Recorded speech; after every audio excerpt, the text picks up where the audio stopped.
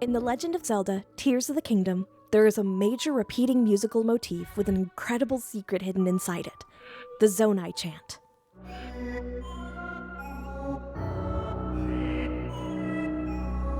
The Zonai Chant is a series of strange, chanting vocals chopped into syllables.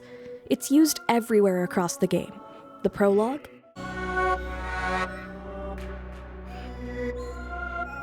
various cutscenes,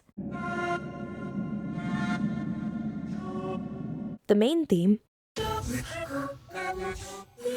and countless other tracks.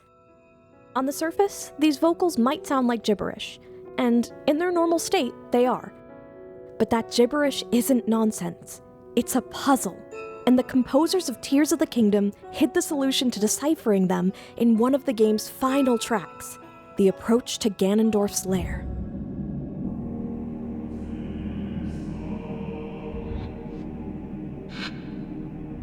This approach is one of the only tracks in the game to use a real choir with actual clear vocals singing in their original Japanese, and that's a deliberate choice.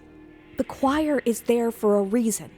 It's the complete version of what you've only heard chopped and rearranged until now. The choir has so much reverb on it that it's difficult to make out what they're saying in isolation. But what if you separated the individual notes and sounds in the Zonai Chant and lined the matching sounds up with the choir in the Ganondorf's approach theme? With some precision and cleaning, you get this.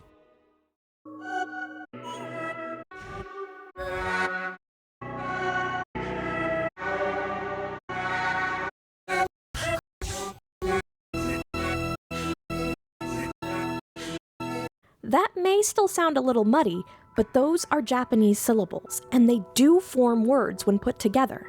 Oji-sama and Chigetsuki. Before we get to what they mean though, I'd like to quickly explain what I think the process was behind creating those vocals, since it adds more clarity to why they sound that way in deciphering them. You can skip to the timestamp I put in the video if you'd rather go straight to the answer of what they mean. Now, I believe these vocals are Japanese syllables being sung by a synth choir that can mimic human sounds well, but can't necessarily replicate them perfectly, even with fine-tuning. To show you a quick example of what I mean, this is the Word Builder choir. It's part of the East-West family of audio synths, which Nintendo has used in other modern games. You can make the virtual choir in it sing almost anything by writing things in its text editor. But getting more precise sounds requires using the program's own Votox alphabet, which is extremely complicated and technical. Here's a screenshot of what it looks like. And even that may not be perfect. Combine that with the virtual choir's only two recorded modes being English and Latin, and you can see how getting it to sing in Japanese could prove challenging. But once you know what you're listening for, especially if you've used this synth or something similar before, it becomes clear enough to make sense of what they're saying. And so we hit the main question. What do these vocals mean? I'll be the first to admit I'm not Japanese fluent, but there are some connections I've found here that seem too powerful to just write off. Chigetsu, or Chigetsuki, almost literally translates to a very familiar phenomenon in Hyrule, one thing core to Ganondorf and the battle against him: the Blood Moon. The word doesn't normally have ki tagged onto the end of it, but it's possible this was a choice made for stylization, or to avoid the word also being translatable as Blood Month, which is slang for period and not Ganondorf's problem as far as I know. So I understand why they'd want to avoid that. Oji-sama, meanwhile, translates to prince. This is also what the choir at Gloom's Approach is singing: Oji-sama. This might seem strange, given that Ganondorf is more often referred to as the Demon King, the King of Evil, and so on, but that wasn't always the case. In fact, the earliest mention of Ganondorf ever seen in the series, in the original Legend of Zelda for the NES, refers to him as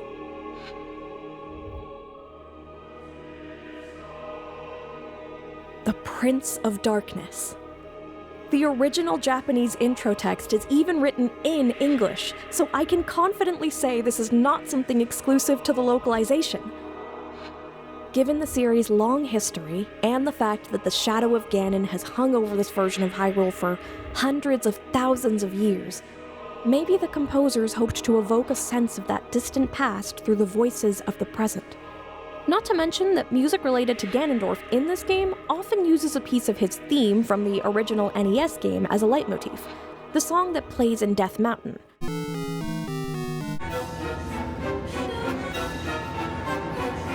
Or at least, it sounds extremely similar to it. It does leave one more question. This one was asked by a friend when I was explaining this. Why would they be singing in Japanese? Well, because the composers are Japanese. But from a lore standpoint, I have one last theory for that. The Zelda series is no stranger to wordplay, puzzles, and rearranging voice clips into gibberish. It's happened before, with the voice of Twilight Princess's Midna, whose words were actually English dialogue that was chopped and scrambled. I guess you aren't stupid. And if Midna's dialogue was meant to represent the Twilight language in some way, I believe they've done it again, this time for the Zonai. They were the people of Hyrule in the past, after all, and their spoken and written language are long dead in the modern world. But what if the Zonai language didn't die? What if it simply evolved? If you believe the language of the ancient people eventually became the Hylian we know today, then maybe the choir singing in Japanese is representative of the modern-day Hylian language, finally speaking the truth to us in a way we can understand. A major theme in Tears of the Kingdom is time and repetition, and the Zonai Chant is an incredible display of both. From the start of the game all the way to the end, this song has been warning you. Danger is coming. The Prince of Darkness. The return of a king. You only need to look up the origin of the term Zonai to know how much the Zelda team likes hiding little secrets in the sounds of their world. In a game all about building solutions out of random parts, it's fitting that even the soundtrack invites you to Ultra Hand the pieces back together.